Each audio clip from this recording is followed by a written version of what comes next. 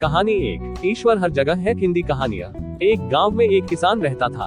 उसका एक बेटा था जिसका नाम हरिदास था। किसान हर रोज रात को सोने से पहले अपने बेटे को कहानी सुनाया करता था।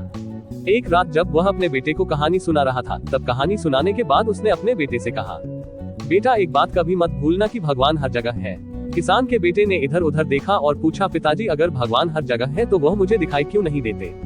तब किसान ने अपने बेटे से कहा कि बेटा हम भगवान को नहीं देख सकते, मगर भगवान हर जगह है और हम जो भी काम करते हैं वह भगवान देखते हैं और उन्हीं कामों का फल हमें देते हैं।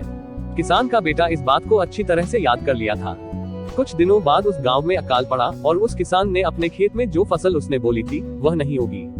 आलम ऐसा हो गया कि किसान खाने के लिए मोहताज हो गया। एक रात किसान अपने बेटे को लेकर खेतों की तरफ गया। वह दूसरों के खेत से कुछ फसल चोरी करके लाना चाहता था ताकि वह और उसका बेटा खाना खा सके। उसने अपने बेटे को खेत की मेड़ पर खड़ा कर दिया और अपने बेटे से कहा, बेटा तुम चारों तरफ देखते रहना, कोई देखे तो मुझे बता देना।